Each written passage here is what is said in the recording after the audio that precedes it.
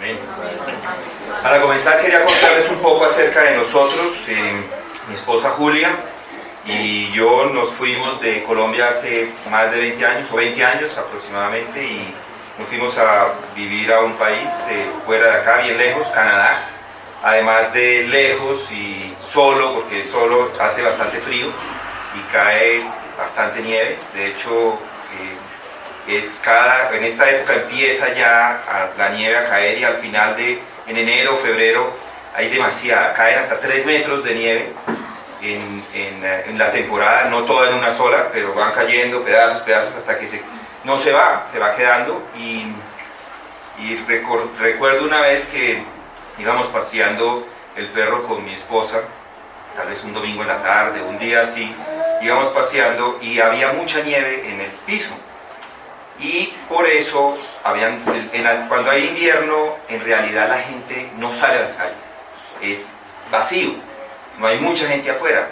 Pero íbamos caminando y la nieve estaba tan alta que la cerca que estaba ahí de otras casas no se veía. Entonces seguramente dejaron salir un par de perros.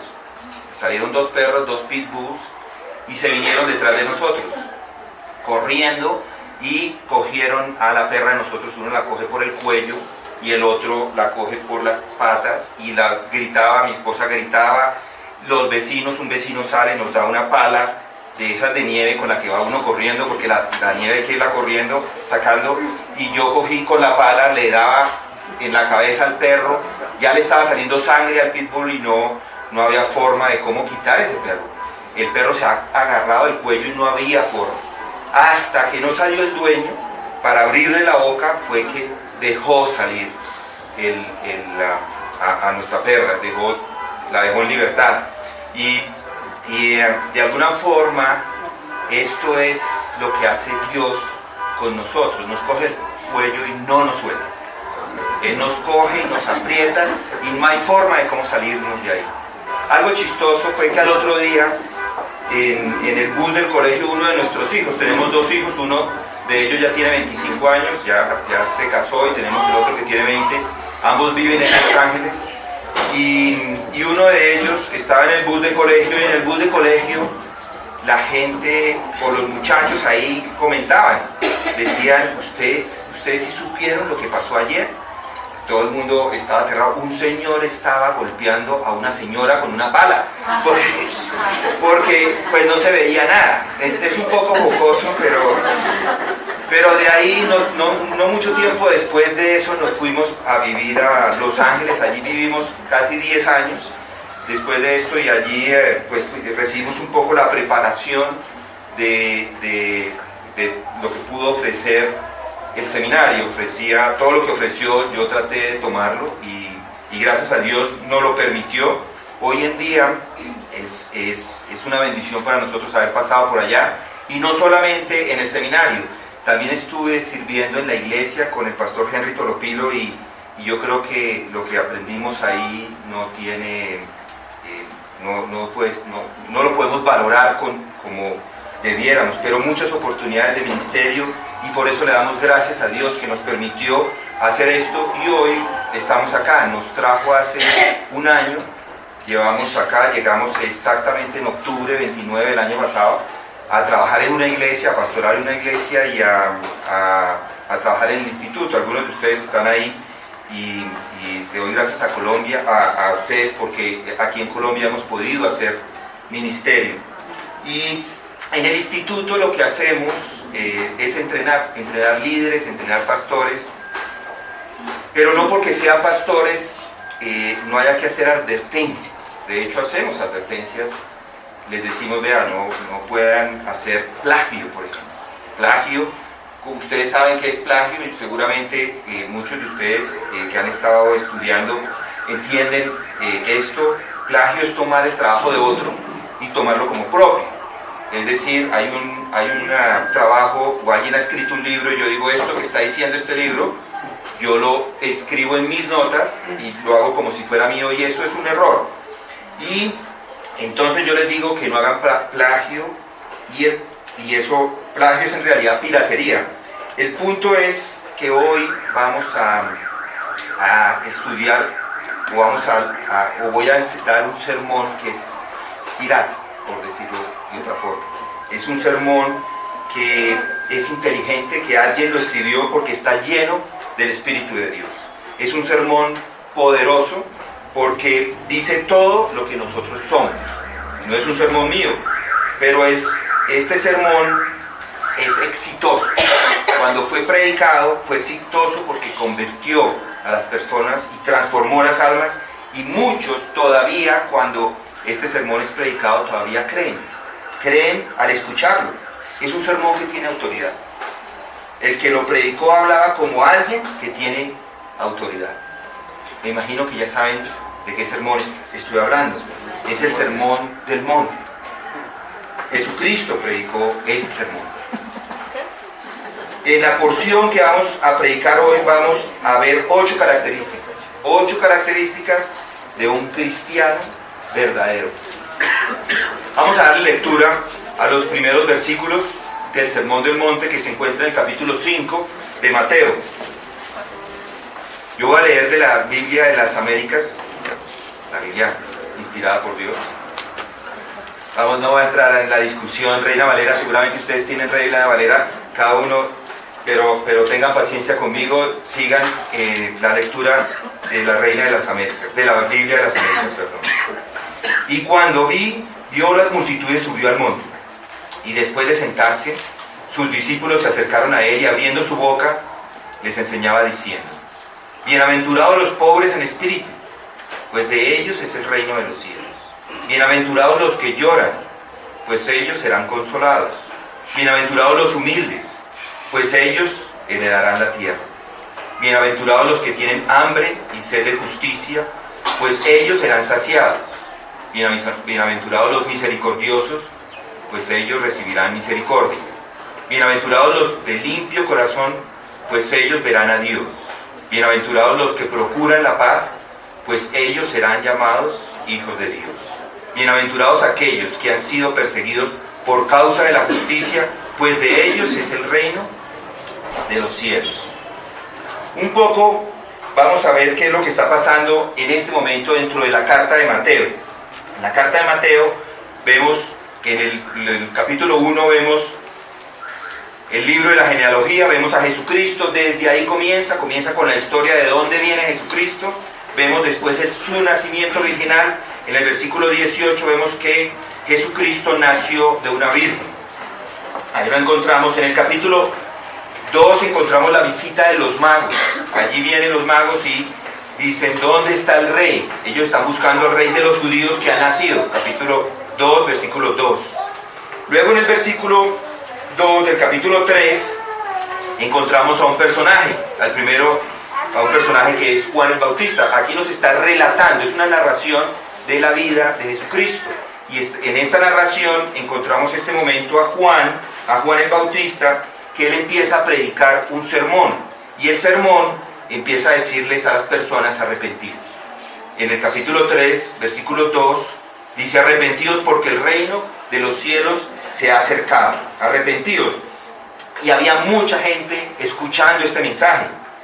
Miren el versículo 5, dice: y acudía entonces a él, ¿quién es? Es Juan el Bautista, Jerusalén, toda Judea y toda la región alrededor del Jordán.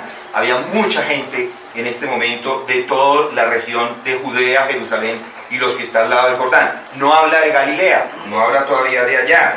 Y él les predica y les dice: camada de víboras. Esas son sus palabras. Versículo 7. Les dijo: camada de víboras, ¿quién os enseñó a huir de la ira venidera?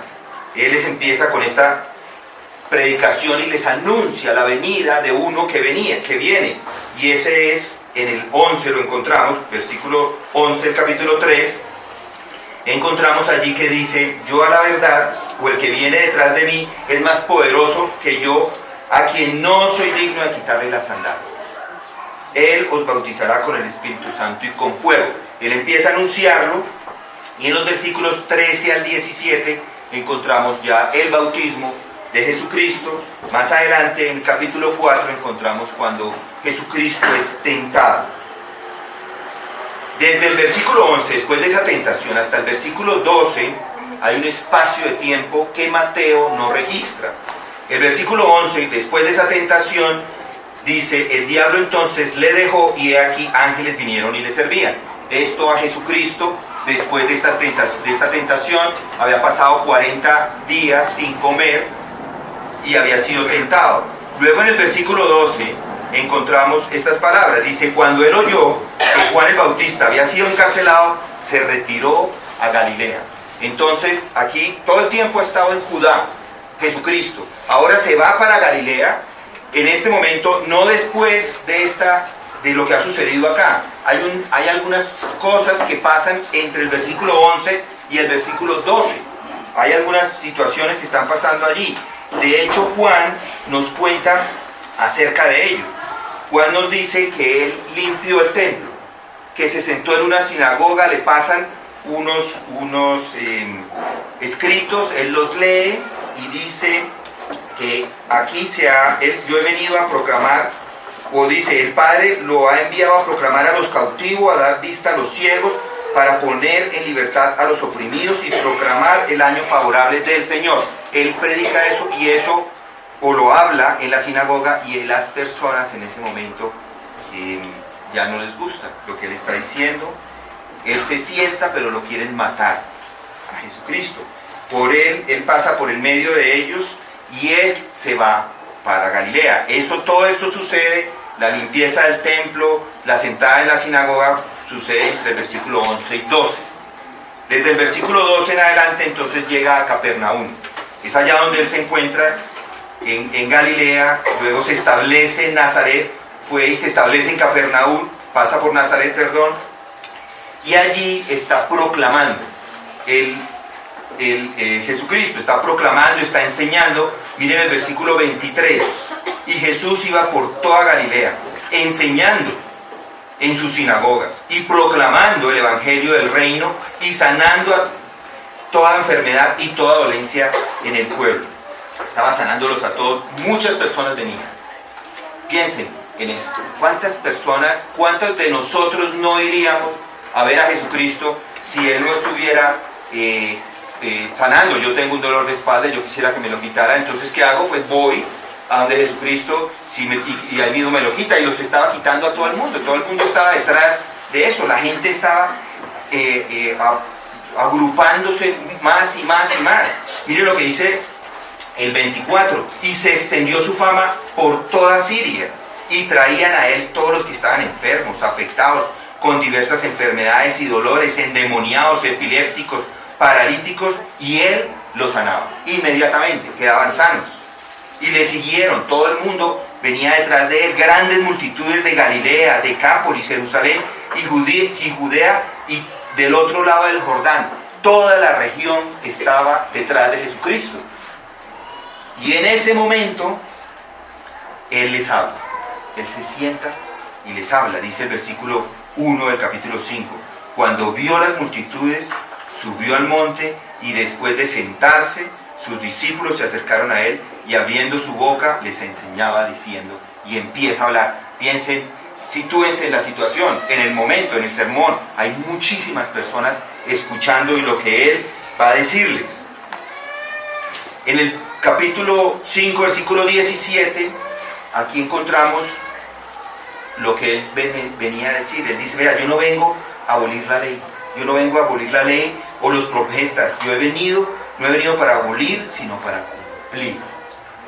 Él venía a cumplir la ley, a que la ley fuera cumplida en él, que él sabía. De hecho, el cumplimiento se da de todas las profecías que encontramos del Antiguo Testamento. Él cumple todas esas profecías. Si recuerdan, por ejemplo, la concepción, él es concebido de una virgen.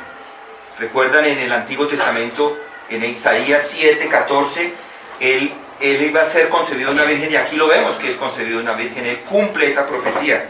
Él cumple la profecía de Miqueas 5:2, que debería venir de Belén.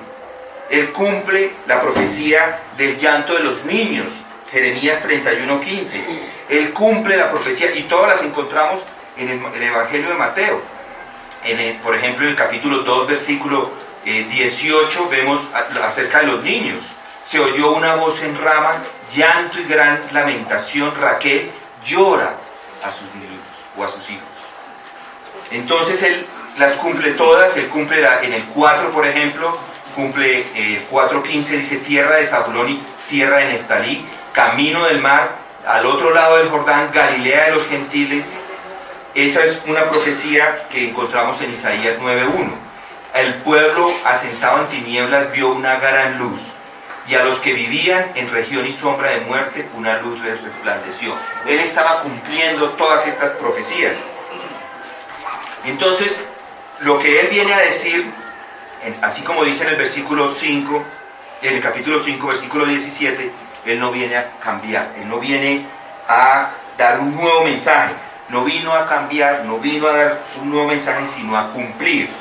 Al mismo tiempo, cuando él habla a las personas que entran en el reino de los cielos, no es algo nuevo tampoco. Es decir, hoy vamos a ver 8 características de aquellos que van a entrar al reino de los cielos, 8 características de un verdadero cristiano. Y esas 8 características no son nuevas tampoco, están desde el Antiguo Testamento.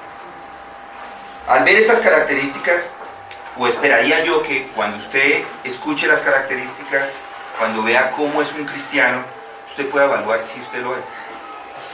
¿Soy un cristiano? Es una pregunta que uno debería hacerse.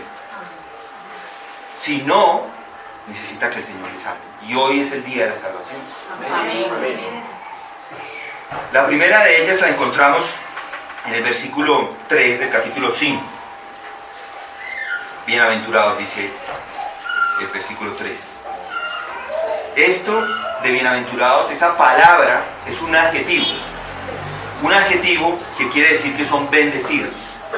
Es la primero en la frase, eso quiere decir que tiene énfasis, bienaventurados, porque si no podríamos decir simplemente los pobres en espíritu son bienaventurados. Ahora, cuando el autor lo pone de primero, quiere decir que es énfasis, tiene una bendición especial de Dios. Y si es un adjetivo, es una característica que ya tiene, no es algo que se logra. Yo no logro ni consigo las bienaventuranzas. Es como un adjetivo, piensen en esto, piensen en un hombre alto. El adjetivo de un hombre alto es alto, ¿cierto? Hombre alto, ese no se la puede quitar, ya es alto. Lo mismo acá, una persona bienaventurada ya es bienaventurada. Amén. El bienaventurado es la característica de esa persona, él no la ha ganado, no, es algo que él ha recibido y es inmerecido. Además, ya está presente, no es algo que se da en el futuro. Bienaventurados es ya, es una característica de esa persona en ese momento. Y aquí dice: bienaventurados los pobres. Entonces, ¿qué hacemos con eso? ¿Qué significa que bienaventurados son los pobres? En realidad, esa pobreza ahí no tiene que ver con pobreza económica. De hecho, el mismo texto nos dice: bienaventurados los pobres en espíritu. No está hablando de dinero. Esto no tiene que ver con dinero. No habla tampoco de pobreza de carácter. Hay personas que tienen un carácter débil y cualquiera que habla con ellos les habla y les pide y ellos acceden, no tienen ningún tipo de carácter. No está hablando de eso tampoco. Así parezca, pero no es. No habla tampoco de una pobreza por decisión. Hay personas que por decisión se hacen pobres. Piensen en las personas que viven en los monasterios. Por decisión se hacen pobres, para renunciar a todas las bendiciones económicas. Pero otra vez, el contexto de acá no nos permite ni nos está hablando de este tipo de pobreza.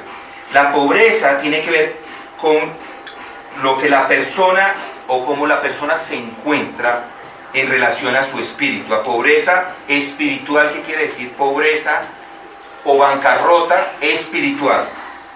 La persona no tiene nada en su espíritu que pueda ofrecerle a Dios. Necesita, por el contrario, toda la caridad de Dios. Amén. Una persona en bancarrota espiritual entiende su maldad. una persona en bancarrota espiritual o pobre espiritual, entiende que está llena de inequidades, entiende que no hay nada bueno en él. Moisés lo enseñaba en Levíticos 26, 41, no tienen que ir allí, yo lo leo, dice: el de corazón incircunciso se humilla y reconoce sus inequidades. Entonces yo me acordaré de mi pacto con Jacob, me acordaré también de mi pacto con Isaac y de mi pacto con Abraham, y me acordaré de la tierra. Esa persona pobre espiritual necesita de la misericordia de Dios y lo entiende, no es orgulloso. Y miren lo que dice ahí: los pobres de espíritu, pues de ellos es el reino de los cielos. Si usted hoy no es pobre, no puede recibir. Es como una persona con las manos llenas. Es como una persona que tiene las manos llenas con una piedra. Y le van a dar una joya, pero como tiene las manos llenas, no la puede recibir. Si usted no es pobre, Cristo no tiene valor. Cristo no es precioso. Si usted no ve la necesidad, si usted no siente esa necesidad de una persona como un mendigo, no va a ver a Cristo. Un mendigo pide porque no tiene que comer. Está pasando hambre y reconoce que necesita comer y por eso se humilla a pedir, porque sabe que si no come va a morir. No hay mendigos orgullosos porque tienen que pedir. De la misma forma, si usted no reconoce la necesidad de un Salvador, si no tiene hambre de Cristo, va a morir. Si no se es pobre, no va al cielo, porque dice que de ellos y solamente de ellos es el reino de los cielos. Ahí lo dice, esa partícula de ellos, con énfasis, y si le queremos agregar lo que en el griego dice es de ellos y solamente de ellos, no hay otros. Si no se es pobre, no se va al cielo. Hay un mundo hoy, o en el mundo hoy está inflando a las personas, las tiene a engorde de ego, de orgullo, tan gordos, así, del orgullo que cargamos. Pero recuerden que para poder entrar al reino de los cielos, la puerta es angosta, o la puerta es estrecha y el camino angosto. Si está muy gordo, no puede entrar. Entonces, esa es la primera característica, ser pobres de espíritu. Los pobres de espíritu, de los pobres de espíritu es el reino de los cielos, los pobres de espíritu son los cristianos. Ahora, lo que dice el versículo 4, bienaventurados los que lloran, pues ellos serán consolados. Los que lloran son cristianos. Versículo 4. Esa es la característica, o es una característica un poco extraña. ¿Cómo así que los que lloran? ¿Es una bendición llorar? ¿Son bendiciones las lágrimas? Hoy vemos que en este mundo, en nuestro estilo de vida, la idea es no sufrir. Todo el mundo no quiere sufrir, no quiere pasar por enfermedades, dolor. La idea es no llorar. Huir de la tristeza, huir de las lágrimas, huir de la fuente que produce esas lágrimas. Pero aquí dice los que lloran. Los que lloran es un participio presente. ¿Qué quiere decir esto? Que es una acción continua. Es algo que no solamente llora ahora, sino llora y llora y llora constantemente. Todo el tiempo está llorando. Hay otros vocablos que pudo haber utilizado el autor para sufrimiento. Están asociados, por ejemplo, con dolor físico, o con la pérdida de una persona, o con la lamentación por una situación difícil o infortuita. En el texto de Mateo, esta palabra que se utiliza para llorar es un dolor muy fuerte, que no se puede esconder. Es como aquel que llora por un muerto, pero que no solamente es por el muerto, sino que no se puede contener, que está sin consolación, llora y llora y llora, pero esto es constante. ¿Recuerdan cuando Jacobo supo que José había muerto? ¿Recuerdan? No se podía contener. Él no murió porque fue entregado a Egipto, pero Jacob No sabía y su lamento no lo podía contener, tanto que sentía que se iba a morir al instante. Este lloro no es el lloro por la muerte de una persona, pero es el dolor, es el luto cuando se ha pecado. Cuando uno peca y siente ese dolor y dice, ¿por qué pequé? Por el pecado. Cuando viene a Dios y le implora perdón. El salmista, el Salmo 6, nos ayuda a entender un poco esto. Señor, no me reprendas en tu ira ni me castigues en tu furor, dice el salmista. Ten piedad de mí, Señor, pues languidezco. Sáname, Señor, porque mis huesos se estremecen y mi alma también está muy angustiada. Y tú, oh Señor, ¿hasta cuándo? Vuélvete, Señor, rescata mi alma.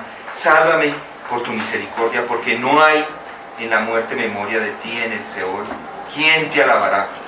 Cansado estoy de mis gemidos, todas las noches inundo de llanto mi lecho, con mis lágrimas riego mi cama.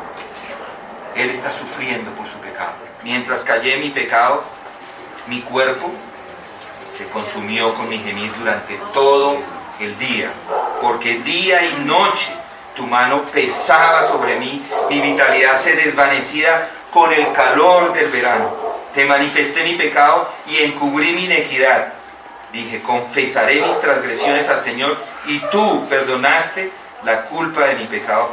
Por eso, que todo santo ore a ti en el tiempo que puedas ser hallado. Ciertamente en la inundación de muchas aguas no llegarán estas a él. Tú eres mi escondedero. De la angustia me perseverarás, con cánticos de liberación me rodearás. Llorar no es llorar por las injusticias de este mundo, que también está bien. Uno puede sentir tristeza por el racismo, por las tiranías, por un mal gobierno y llorar por eso, pero el lloro es un lloro por el pecado. Judas lloró, pero no fue salvo. Reconoció la falta, restituyó el dinero, pero nunca se arrepintió. Su lloro no fue sincero. Fue hipócrita e inclusive engañó con un beso a Jesucristo. El lloro debe ser real, no es forzado, no como el lloro de Caín, pero un lloro interno, no solo externo y superficial, pero un lloro interno, espontáneo y libre. Es un lloro como el árbol de higos que llora cuando usted le quita un higo. Usted le quita un higo y le sale llora, le sale leche. Usted toca una ramita, la parte y lloran los higos. De esa forma, llorar. Porque el lloro, si no se llora, es hostilidad ante el Señor. Porque el pecado es la más grande ingratitud que tenemos contra Él. El pecado nos priva de la comunión con Dios. Pero miren lo que dice ahí en el texto. Bienaventurados los que lloran, pues ellos serán saciados o consolados. Hay una promesa allí, que recibirán consolación. ¿Sí se dan cuenta? Ellos y solo ellos van a ser consolados. Otra vez, la palabra ahí, ellos y solo ellos. Esta palabra que también está presente en el 3 y está en los otros. Todas estas características son características del mismo cristiano. No son varios cristianos que si yo tengo 2 de 3, 3 de 4, no, 3 de 8. No, aquí es todas y cada una de ellas hacen parte de todos los cristianos. Entonces, tanto los pobres en espíritu como los que lloran hacen parte del reino de los cielos. Entonces mi pregunta para usted hoy es, ¿ha llorado su pecado? ¿Ha sufrido al conocer que no es justo ante los ojos de Dios? Si no ha llorado es porque no se ha arrepentido. Probablemente no es que le salgan las lágrimas, pero si usted no ha sentido ese peso encima, tal vez nunca se ha arrepentido. Esa es una característica de un creyente. Constantemente se arrepiente, constantemente está buscando reconciliarse con Dios. Y miren el siguiente, el tercero. Bienaventurados los humildes, pues ellos heredarán la tierra. Humildes o mansos, bienaventurados los mansos, es lo que dice la Reina Valera. Hace referencia a la sumisión paciente ante una ofensa. Ser manso es una respuesta a la aflicción recibida, es decir, que alguien infringe algo en contra de usted. No tiene que ver con debilidad, no con la falta de carácter, ni con servilismo, ni con rebajar la hombría, ni la dignidad. Manso no es ser menso. Manso hacia Dios, manso a su palabra y manso a los hombres. Eso es ser manso. Manso hacia Dios en realidad, cuando vemos, por ejemplo, los israelitas no fueron mansos hacia Dios. Los israelitas murmuraron en el desierto. Dios les dijo, esto es lo que tienen que hacer, y ellos murmuraron y por esto sufrieron. Mansos a su palabra. Es decir, que la palabra amolde su mente. No que la cuestione y diga, esto que está diciendo yo no quiero ser obediente. No, manso a la palabra. Es decir, que deje que la palabra transforme su corazón. Que la palabra deambule en la mente sin ser contencioso. ¿Por qué me toca hacer esto? ¿Por qué yo si soy mujer no puedo hacer esto? ¿Por qué yo si soy hombre no puedo hacer esto? Muchas personas cuestionan, dicen, pero es que la escritura no es clara. ¿Cómo que no es clara? Es clara, lo que pasa es que yo no soy manso y no estoy aceptándola. Manso a los hombres, es decir, que no sea espumoso, que no sea picado, pero calmado, moderado, restringiendo la emoción, y no debe ser fácilmente provocado. Cuando hay una provocación, no responde. Manso quiere decir que uno es como una persona muerta. Un muerto, lo tocan, lo pinchan, y ¿qué hace el muerto? No responde, nada. Si constantemente lo pican, constantemente hace nada. Eso pasa con un muerto. Uno debe considerar cada día como un nuevo día, porque no es fácil esto. Recibimos ofensas todo el tiempo de personas. Pero ¿qué dice la Escritura? Que hay que perdonar solamente 7 veces. No, dice 70 veces 7. ¿Por qué lo dice así? Para decir que siempre perdonamos. No importa, así es la persona que me esté ofendiendo sea el bruto más grande, que quiera hacerlo. Pero Jesús es lo que nos pide, perdón, que perdonemos. Si usted no perdona, ofende a Dios. Si una persona devuelve, pónganle cuidado a esto, mal por mal, es un bruto. Recibe algo mal, le devuelve al otro mal, eso es. Si es mal por bien, alguien le ha dado algo bien, bueno, y él responde con maldad, eso es de Satanás. Pero un cristiano responde por el mal hecho con bien.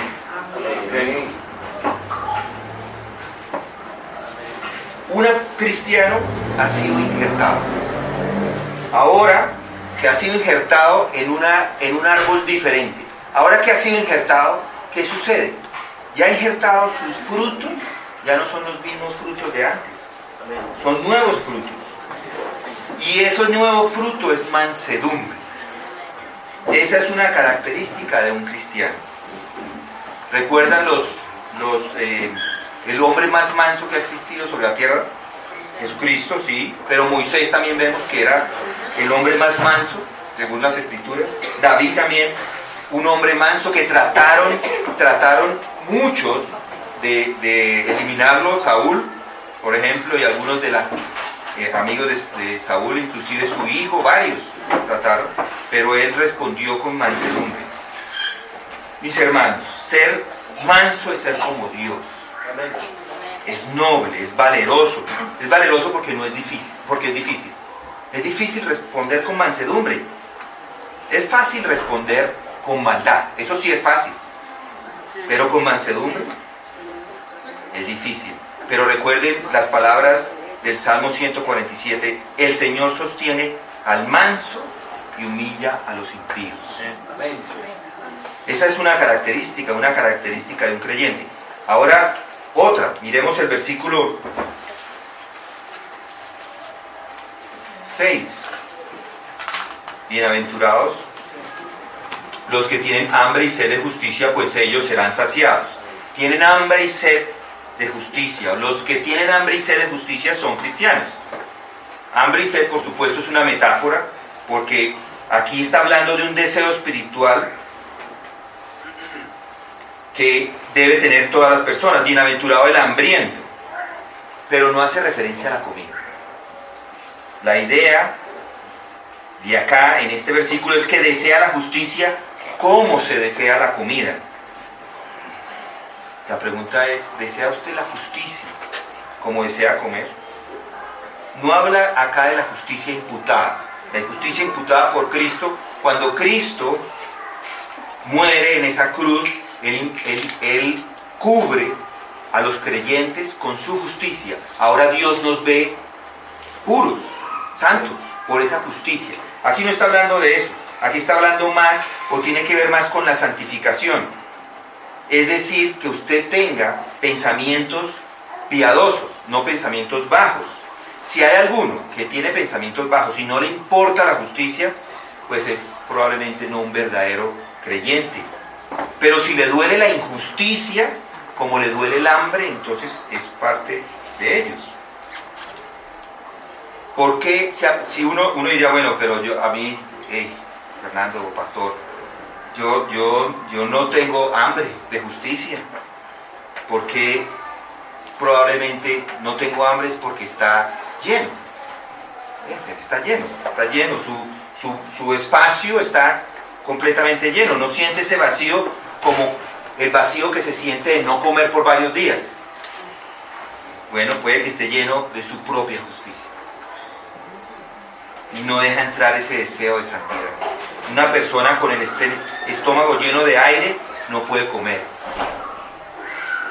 o lleno de otra cosa, no puede comer. Así es la persona que se llena con su propia justicia, no tiene el deseo de buscar la justicia de Dios.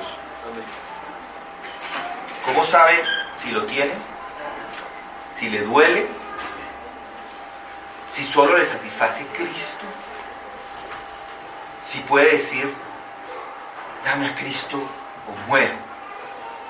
Esa es la justicia.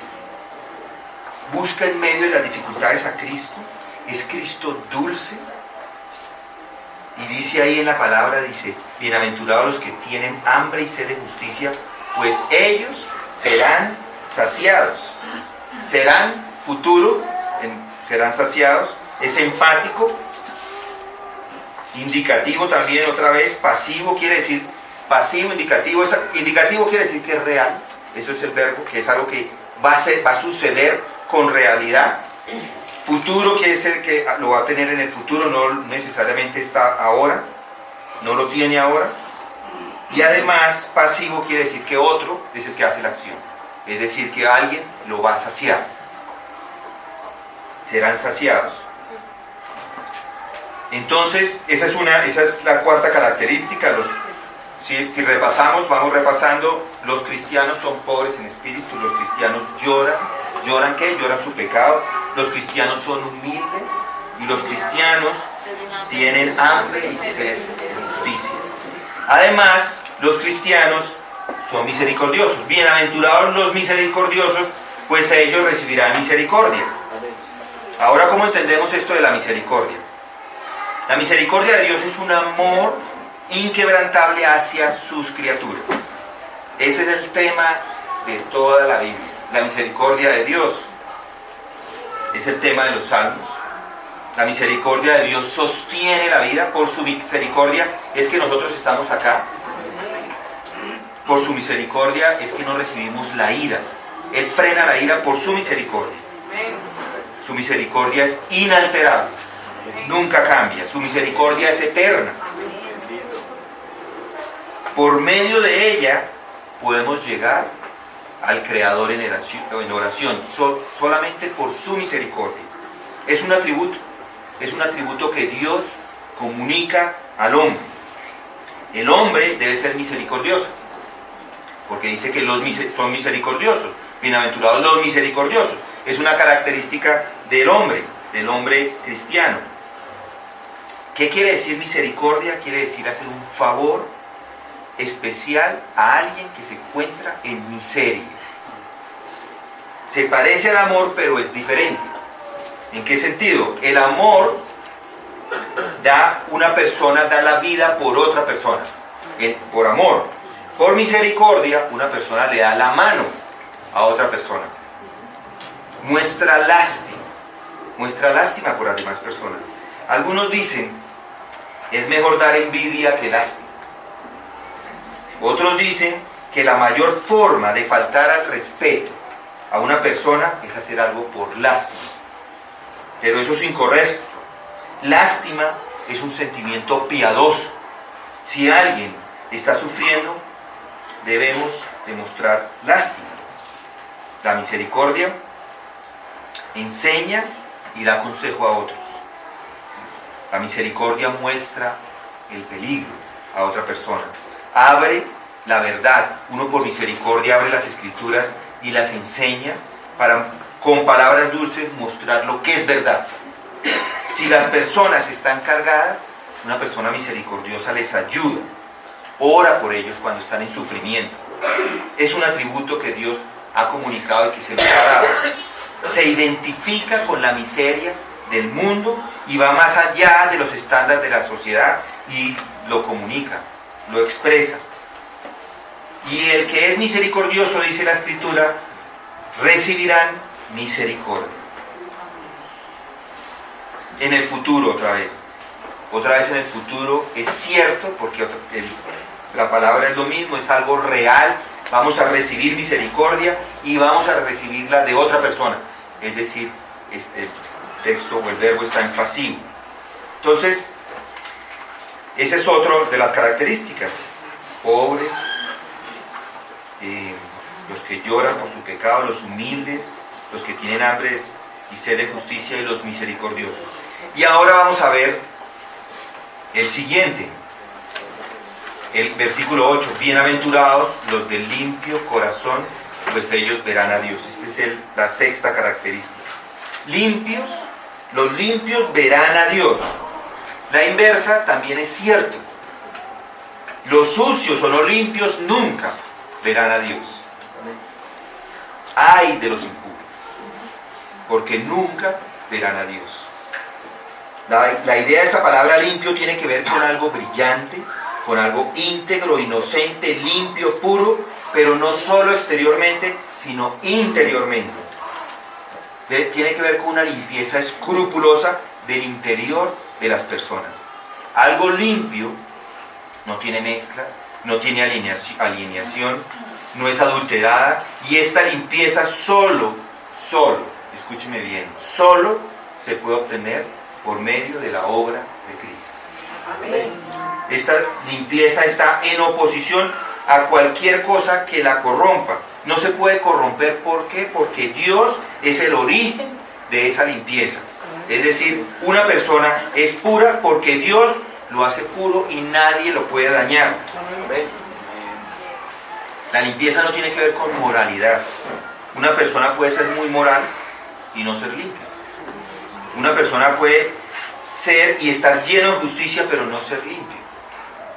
Lleno de prudencia, lleno de templanza, pero todavía ir al infierno por no ser limpio. Profesar ser creyente tampoco es limpieza. Puede decir que está vivo, pero en realidad está muerto. Puede estar lleno de civismo, adornado todo con palabras cristianas, pero igual ir al infierno. Los cometas no son estrellas. Puede que tenga lengua de plata, pero el corazón todavía ser de piedra. Una persona pura o limpia es recta de mente, según Salmos 119:30. Una persona pura se conforma a la voluntad de Dios y abraza su santidad. La santidad corre por sus venas. Pero ¿por qué debemos ser puros? Es una limpieza que Dios nos da, nos limpia, pero nosotros también participamos de esto.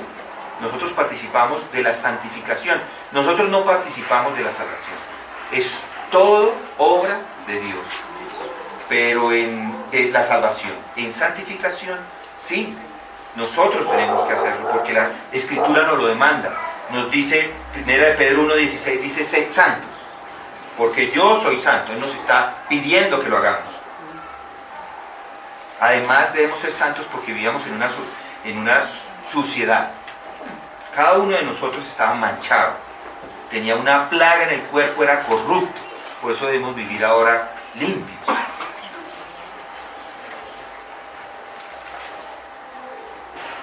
Porque solo los puros van a ser injertados.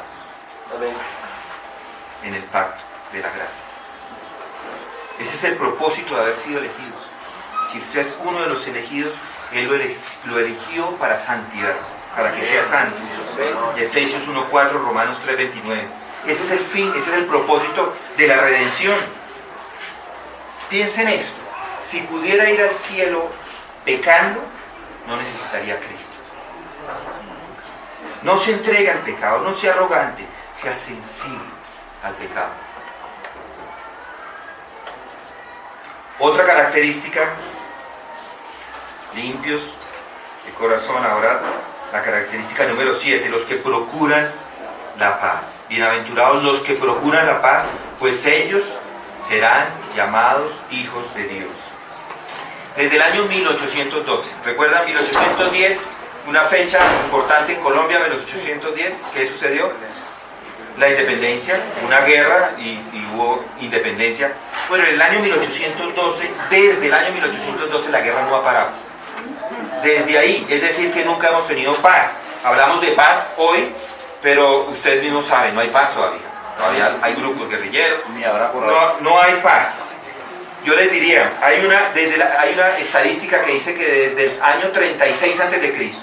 hasta el día de hoy se han iniciado 14.654 guerras en el mundo.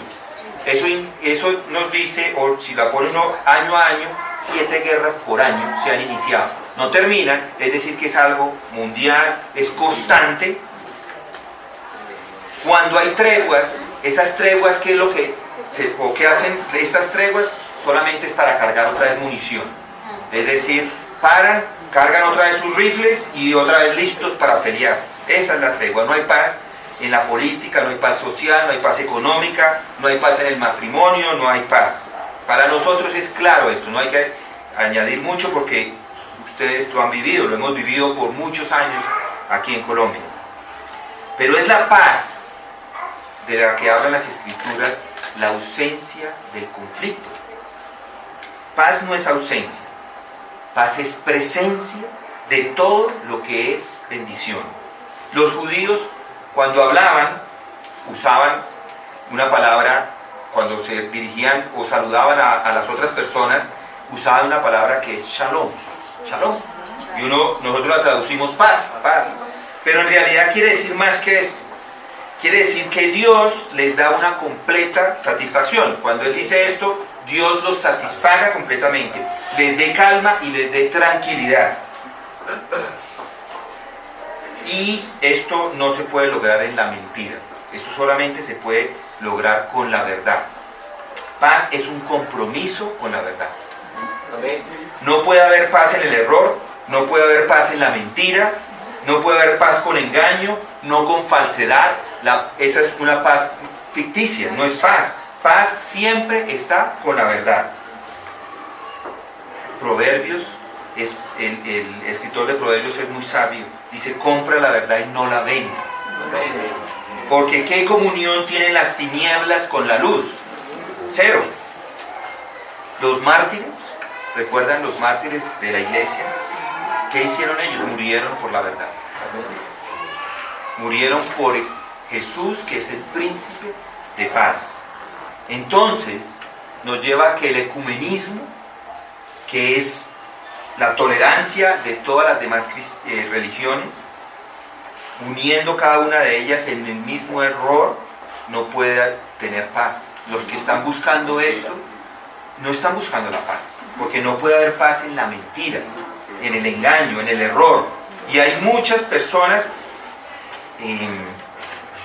que están de acuerdo con esto, con el ecumenismo. No quieren discutir los puntos que están en desacuerdo. Solamente en los lugares donde estamos de acuerdo, donde pensamos, hay un Dios, entonces ponen a los tres, los judíos, los cristianos y luego los musulmanes. Todos están hablando de un Dios, entonces nos podemos unir. No, porque no es el mismo Dios. Recuerden a Jesús. ¿Qué hizo Jesús? ¿Él bendijo a los apóstatas? Nada. Él nunca bendijo a los apóstatas, nunca bendijo a los fariseos, nunca a los religiosos. Pero hay amenazas para esta paz. Hay amenazas para la paz y el pecado es lo que no permite que esa paz se dé. Hay pecado interno, hay orgullo y muchos se justifican a ellos mismos y piensan que eso es una virtud. El amor por sí mismo genera pleitos, el amor por sí mismo genera litigios. Pero los pacificadores son aquellos que son pobres de espíritu, son aquellos que lloran su pecado, son los que tienen hambre y sed de justicia, son los misericordiosos. Los pacificadores son los limpios de corazón. Un pacificador es un pecador que ha recibido una nueva naturaleza, tiene un corazón puro y es uno que tiene una nueva perspectiva. ¿Cómo se puede lograr? Bueno, tiene paz con Dios. Tengo paz, estoy en paz con Él. Si estoy en paz con Él es porque he entendido el Evangelio. ¿Cuál es el Evangelio? Que Dios vino o envió a su Hijo Jesucristo a vivir una vida perfecta, a vivir una vida que no tiene mancha. Y así lo hizo, vivió y luego fue y murió en esa cruz. Murió en la cruz y resucitó al tercer día. Creo yo en este mensaje, es lo que me da esa entrada o me da esa paz para con Dios, cuando yo he creído que Él ha muerto en esa cruz por mis pecados, que yo soy el pecador y Él ha llevado todos mis pecados y me ha puesto esa justicia encima. Ese es el Evangelio. Amén. ¿Tiene paz para con Dios? ¿Ayuda o hace evangelismo? Eso es ser pacificador. Una persona que está haciendo evangelismo, una persona que está en enemistad con Dios, es decirle, vea, no siga ese camino, no continúe lo que está haciendo. Crea en el Evangelio, proclama la paz, vive en paz. Este es el único camino hacia Dios. Yo recuerdo un hombre que fue, de hecho, estuvo en una cárcel por haber matado a varias personas de la DEA. Y estuvo en una cárcel aquí en Colombia. Y este hombre hizo paz con Dios, porque alguien le predicó el Evangelio. No solamente hizo paz con Dios, porque restableció su relación, sino hizo paz con los hombres. Él se arrepintió, cumplió su pena y hoy proclama la paz. Tiene un testimonio impresionante porque proclama la paz y va a las personas y muestra su vida, su testimonio. Está proclamando la paz. Eso es un pacificador. Y miren lo que dice ahí. Los que procuran la paz, pues ellos serán llamados hijos de Dios. Qué atractivo. Que van a ser llamados hijos de Dios. Esto es un honor. Esto quiere decir que los hijos de Dios tienen una herencia. Quiere decir que son adoptados porque la gracia ha sido una infusión de gracia sobre ellos. Es una nueva criatura y ahora tiene inmunidad diplomática a las leyes de la familia anterior a la que pertenecieron, como dice Salmo 45:10. Tiene ahora una investidura real, una herencia, un privilegio. Esos son los que procuran la paz. Esa es otra característica. Entonces llevamos 7. Ahora el premio mayor. Miren lo que dicen: bienaventurados aquellos que han sido perseguidos por causa de la justicia, pues de ellos es el reino. Morris, un comentarista, dice estas palabras, dice: acá llegamos a la más inesperada de las bienaventuranzas, la que habla de los perseguidos. Los primeros lectores de Mateo, quienes probablemente tuvieron alguna experiencia de persecución, sin duda se sorprendieron de esta declaración, porque nunca es agradable experimentar sufrimiento. pueden haber dos tipos de persecución. Una persecución corporal, como sucedió cuando la persecución sangrienta que se dio en Inglaterra, por María la Sangrienta, la persecución de Nerón, de Traján, los países islámicos hoy en día. Colombia hubo persecución, se fueron muchas familias en los 90s, conocí algunas de ellas que habían salido de Colombia, venían misioneros en un lugar que se llamaba Loma Linda, puede que algunos de ustedes lo hayan escuchado. 70 familias vivían en el Meta y se fueron todos, dejaron y desocuparon todo porque los estaban persiguiendo y no podían quedarse más ahí. Había persecución. También hay persecución de lengua, es decir, personas de una forma de frente nos insultan o vituperan. A veces no solamente se puede matar al hombre en el cuerpo, sino también se puede matar su nombre. Calumnias, hablar falsamente de las personas, decir que lo que hablamos no es verdad. Eso es lo que le decían a Pablo, por eso lo calumniaban. Jesús fue calumniado por sacar demonios y se le dijo, vea, es que usted lo está haciendo, es por Belcebú. La iglesia primitiva fue calumniada. Decían que allá mataban los niños, se reunían así en las casas, mataban los niños, hacían incesto. O igual, hay personas que convierten el oro en estiércol. Una persona hablando las palabras de Dios y todavía están hablando maldad en contra de él. Hoy todavía atacan a los santos. Reprochan, los deshonran. Han desmembrado a los santos de su buen nombre. Pero este es el premio mayor, la persecución. Hemos sido destinados para ser perseguidos. ¿Y sabe quién manda esas persecuciones? Dios. En 2 de Samuel, capítulo 16, si quieren vayan conmigo allí, 2 de Samuel 16. 2 de Samuel 16, 5.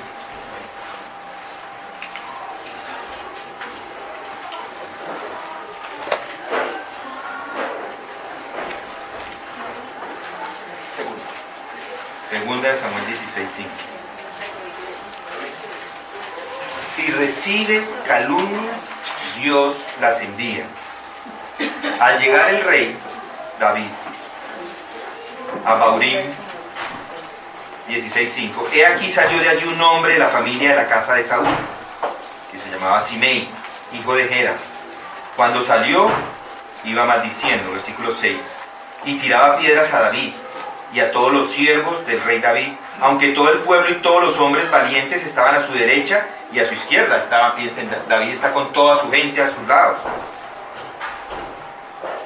Así decía Simei mientras maldecía: fuera, fuera, hombre sanguinario e indigno. El Señor ha hecho volver sobre ti toda la sangre derramada de la casa de Saúl, en cuyo lugar has reinado. El Señor ha entregado el reino en manos de tu hijo Absalón. He aquí, estás prendido de tu propia maldad, porque eres hombre sanguinario, le gritaba este hombre a David. Entonces Abisai, que era uno de los que estaba con él, hijo de Sarbia, dijo al rey: ¿Por qué ha de maldecir este perro muerto a mi señor el rey? Déjame que vaya ahora y le corte la cabeza. Pero el rey dijo: ¿qué tengo yo que ver con vosotros, hijos de Sarbia? Si él maldice, y si el Señor le ha dicho: maldice a David, ¿quién pues le dirá: ¿por qué has hecho esto? Y David dijo a Abisai y a todos sus siervos: he aquí, mi hijo, que salió de mis entrañas, busca mi vida. ¿Cuánto más entonces este benjamita? Dejadlo, que siga maldiciendo, porque el Señor se lo ha dicho. O sea que vamos a recibirla de parte de Él. Es un diseño de Dios, es el gran premio. Las persecuciones son buenas porque descubren a los hipócritas. Son como el ácido nítrico que se echa sobre el oro para reconocer su pureza. Los hipócritas no pueden navegar en tiempos de tormenta. Ellos siguen a Cristo al monte de los olivos, pero no lo siguen al monte Calvario. Prefieren ser un Demas que un Moisés. Cuando hay tiempos de sufrimiento, hay tiempos de cernido. Como la harina, los verdaderos quedan acá y los demás pasan derecho. Un cristiano se mantiene en tiempos de persecución con integridad, como lo hizo Job, íntegro, inclusive en tiempos de aflicción y cuando sus amigos lo perseguían. La persecución logra pureza. Dios los pasa por los hornos para que sean partícipes o participantes de su santidad. Hebreos 12:10.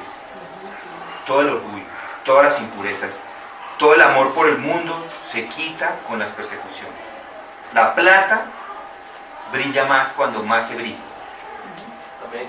La persecución muestra quiénes son los enemigos, inclusive algunos en medio de la iglesia, algunos que son secretos. Mis hermanos, los abiertos odian a los piadosos. Son semilla de la serpiente, son como buitres esperando el momento porque no les gusta el olor dulce de la verdad. Los enemigos secretos son hipócritas, son los herejes, son los que dicen ser hermosos pero son falsos, los que dicen ser hermanos pero son falsos. Ojo, no es persecución por mi pecado, no es traer la cruz sobre nosotros, no es por mis ofensas, no es por yo haber ofendido o haber robado, no es persecución por ser malhechores, no por ser ladrones, no por ser malvados, es por Cristo. Hemos sido perseguidos por Él. ¿Cómo podemos prepararnos para esas persecuciones? Viva una vida justa y la va a tener. Que la gracia de Dios sea evidente en su vida y que la gloria de Dios sea lo más importante y va a ser perseguido. Valore la joya de la conciencia. No ame al hombre, no ame al mundo. Tenga cuidado con lo que se compromete. Esas son las características de un verdadero creyente. Ahora, mi pregunta para usted en esta mañana es, ¿son sus características? Espero que lo sean. Si no lo son, recuerde que la gracia de Dios es grande y puede venir a Él de rodillas y decirle, Padre, yo quiero que hoy seas propicio porque soy pecador. Sé propicio a mí porque soy pecador. Estas características y lo que nos está mostrando acá es un verdadero creyente. Ahora, habrán unas que han sido evidentes en su vida, más que otras, pero analícelas, piense en ellas, recapacite, en dónde hay lugares en donde me he comprometido, donde me he llenado de mi orgullo. Arrepiéntase del orgullo y pídale a Dios que lo llene de su justicia. Piense en la pobreza espiritual. Ha llegado a los pies de Cristo como una obligación, usted ha llegado rogándole como un mendigo, como un pordiosero pidiéndole que le salve. Espero que estas sean las suyas y que Dios le revele en dónde tiene que trabajar. Vamos a orar en este momento, le vamos a dar gracias a Dios por su palabra.